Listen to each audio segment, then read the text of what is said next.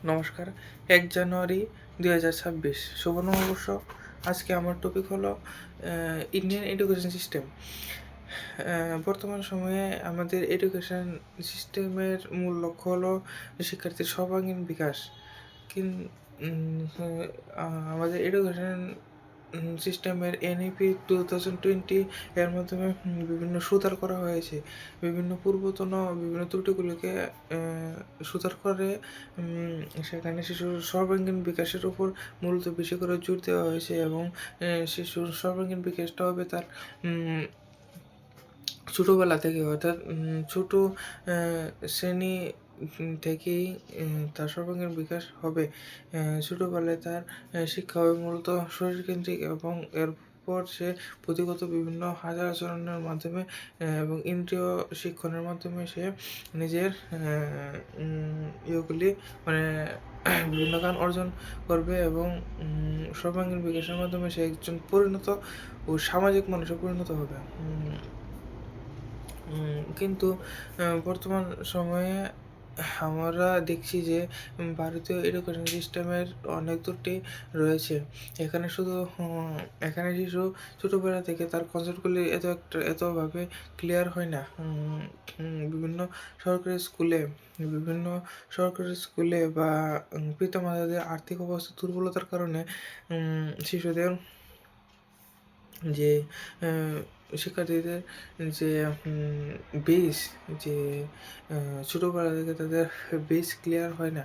তাদের weak point থেকেই যায়, যেগুলিকে উইক পয়েন্ট গুলিকে শুধরানোর জন্য তাদের মেন্টররা তত একটা দায়িত্বশীল থাকে না। কারণ সরকারি ক্ষেত্রে যারা চাকরিবান হয় তাদের উপর ততটা চাপ থাকে না, যতটা চাপ থাকে প্রাইভেট স্কুলের শিক্ষকদের উপর। উম কিন্তু তবুও আমাদের ভারতবর্ষে অনেক এমন গুণী-মানী টিচার রয়েছে যারা আ আ তাদের আ শিক্ষার্থীদের মানে অনেক গুরুত্বপূর্ণভাবে তারা উম অনেক গুরুত্বপূর্ণ আ ভাবে তাদের শিক্ষাদান করে থাকেন। কিন্তু উম আমাদের এডুকেশন সিস্টেমে ছোটোবেলা থেকে শিক্ষার্থীদের উইক পয়েন্ট থেকে যাওয়ার কারণে পরবর্তী সময়ে তাদের বিভিন্ন বোর্ড এক্সামে গিয়ে তাদের এবং বিভিন্ন চাকরির এক্সামে গিয়ে তাদের অসুবিধার সৃষ্টি হয়। আর আ আর ভারতবর্ষে অন্যতম একটি ত্রুটি হলো তারা নাম্বারের উপর বেশি জোর দেয়। কার নাম্বার কত বেশি তার উপর প্রথমত জোর দিয়ে যে যত বেশি নাম্বার পাবে সে সত সে তত বেশি বুদ্ধিমান। এটা চিন্তাভাবনা সমাজের মধ্যে গড়ে উঠে থাকে। যা আ অতি দুর্বল মানে মনোভাব। যা অতি দুর্বল সামাজিক চিন্তাভাবনা। যার ফলে শিক্ষার্থী সামাজিক মানুষে পরিণত হতে বেশ অনেক সময় লেগে যায় এবং পরবর্তী সময়ে সে বিভিন্ন চাকরির এক্সামে যদি ফেল হয়ে যায় তাহলে মানুষের টানা শুনে সে অনেক নেগেটিভ চিন্তাভাবনা করে এবং মৃত্যুর মুখে ঘেঁষে পড়ে। কিন্তু অন্যান্য বাইরের দেশের ডেভেলপড কান্ট্রিতে যেমন জাপান, চীন, আমেরিকা ইত্যাদি দেশে শিক্ষার্থীর স্কিলের উপর বেশি জোর দেওয়া হয়। ছোটোবেলা থেকে সে কোন বিষয়ে পারদর্শী, সে কোন বিষয়ে ইন্টারেস্টেড সেদিকে লক্ষ্য রাখা হয় এবং সেখানে এই আ জনগণের যে মূল্যবোধ সেগুলির উপর বেশি গুরুত্ব দেওয়া হয়। যার ফলে সেই দেশগুলির জনগণ অনেক ভালো হওয়ার কারণে উম উম উম পরবর্তী সময়ে ভবিষ্যতে তারা অনেক ভালো হওয়ার কারণে দেশের উন্নতিও সাধন হয়। দেশের উন্নতি তখনই সাধন হবে যখন নাগরিকরা স্বচ্ছ হবে, তাদের মধ্যে কোনো ত্রুটিপূর্ণতা থাকবে না। যখন বেকারত্ব বেশি বেড়ে যায় তখন মানুষ না পেরে বিভিন্ন খারাপ পদক্ষেপ নিতে শুরু করে। কিন্তু যদি দেশের মধ্যে কোনো বেকারত্বই না থাকে, সবাই শিক্ষিত পরিবার থেকে যদি বিলং করে তাহলে এ এরূপ এ এরূপ কোনো মনোভাবের কোনো সৃষ্টি হবে না। অ্যা যা আমাদের এডুকেশন সিস্টেমের মূল লক্ষ্য হওয়া উচিত। আর এটি মূল লক্ষ্য, কিন্তু এটিকে কায়েম করতে আমাদের অনেক বছর সময় লাগবে। কেননা বিভিন্ন সরকারি ক্ষেত্রে ততটা গুরুত্বপূর্ণভাবে মানুষ কাজ করে না, ততটা দায়িত্বশীলভাবে তারা কাজ করে না যতটা প্রাইভেট সেক্টরে কাজ করে। এডুকেশন সিস্টেম আমাদের রয়েছে প্রথমে নার্সারি পর্যন্ত। প্রথমে শিক্ষার্থী তার বাড়ি ঘরে থাকবে এবং তারপর নার্সারি শিক্ষা পর্যাপ্ত পরিমাণে গ্রহণ করবে। সেখানে শিক্ষার্থী বিভিন্ন মানুষের সঙ্গে মেলামেশা করার জন্য সে তৈরি হবে।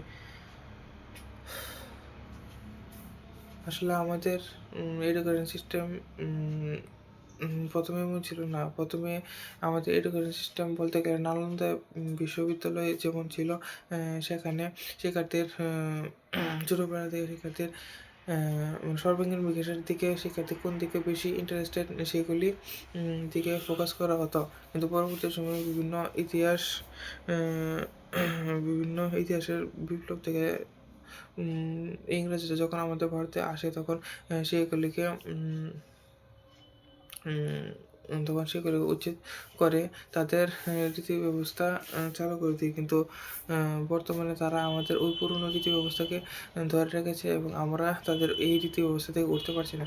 ফলে আমরা এত উন্নত দেশে পরিণত করতে পারছি না। ভারত এখন একটি উন্নয়নশীল দেশ, যেখানে অন্যান্য দেশ যেমন চীন ভারতের পরে স্বাধীনতা পেয়েও এটি আজ উন্নত দেশে পরিণত হয়ে গেছে। কেননা তারা তাদের নাগরিক বা সিভিলাইজেশনের প্রতি বা সিভিলাইজের প্রতি বেশি গুরুত্ব দিয়েছে। যা আমাদের আগে নালন্দা ইউনিভার্সিটির মধ্যেও তেমনি সিভিলাইজেশনের প্রতি গুরুত্ব দেওয়া হয়েছিল। আগে থাকতাম আমাদের এডুকেশন সিস্টেমের শুরু থেকেই শিশুদেরকে মানে সর্বাঙ্গীন বিকাশ না না হওয়ার ফলে তাদেরকে মানে একঘেয়ে করে রাখা হয়। তাদেরকে ছোটোবেলা থেকে ঘন্টার আদেশ দেওয়া হয়। ঘন্টা শুরু হলে এমন করবে, ঘন্টা বদ্ধ হলে তেমন করবে, যা তাদের মাথাকে সংকীর্ণ, যা তাদের মনোভাবনাকে সংকীর্ণ করে তোলে। যা ছোটোবেলা থেকে তাদের মধ্যে একটা ফার্স্ট্রেশন তৈরি করে।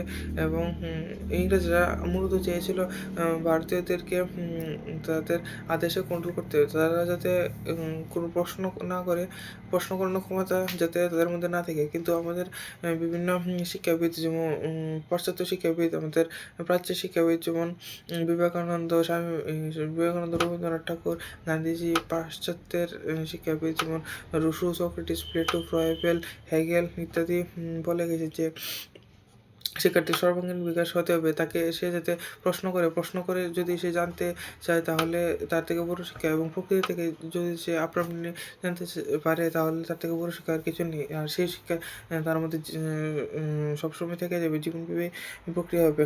তারা বলেছেন শিক্ষা হলো একটি জীবনব্যাপী প্রক্রিয়া। এবং শ্রীরামকৃষ্ণ পরমহংসদেব বলেছেন যতদিন শিক্ষার কোনো শেষ নেই।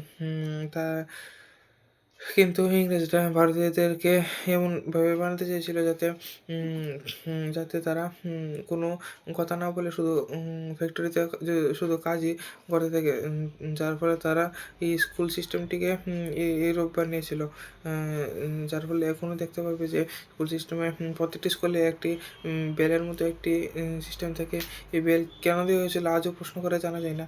শুধু শিক্ষার্থীদেরকে টাইমমাফিক কাজ করার জন্য বাড়ানো হয়, যার ফলে তারা ছোটোবেলা থেকে একটি সংকীর্ণ মনের অধিকারী হয়ে থাকে। আর এইসব স্কুলে এটি কেন হয়েছিল, কিসের জন্য হয়েছিল তার উপর বেশি গুরুত্ব দেওয়া হয় না। এবং একটি টপিক দেওয়া হয় এবং একে মুখস্থ করে শেখার জন্য দেওয়া হয়। যদি এরূপভাবে দেওয়া হয় তাহলে শিক্ষার্থী কিছু সময়ের জন্য সেগুলিকে বুঝবে এবং পরবর্তী সময়ে এইগুলিকে মনে রাখতে পারবে না। শিক্ষা এমন একটি প্রক্রিয়া হওয়া দরকার যেখানে শিক্ষার্থীর জীবনব্যাপী প্রক্রিয়া হয়। শিক্ষার্থী যাতে সেই জিনিসগুলিকে তার জীবনে ইমপ্লিমেন্ট করতে পারে এবং ভবিষ্যতে একটি পূর্ণ নাগরিকে পরিণত হতে পারে।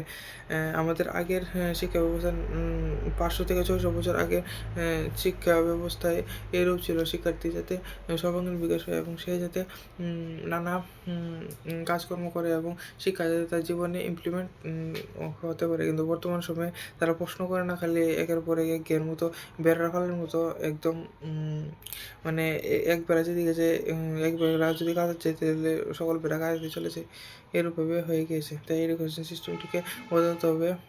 অন্যান্য উন্নত দেশের মতো এডুকেশন সিস্টেমটিকে শিক্ষার্থীর স্কিলের উপর, স্কিল ডেভেলপমেন্টের উপর, পার্সোনালিটি ডেভেলপমেন্টের উপর কমিউনিকেশন স্কিল ইত্যাদির উপর ডেভেলপের জন্য সর্বাঙ্গীন বিকাশের জন্য কাজ করতে হবে। আমাদের এডুকেশন সিস্টেমের মূল লক্ষ্য হতে হবে সর্বাঙ্গীন বিকাশ।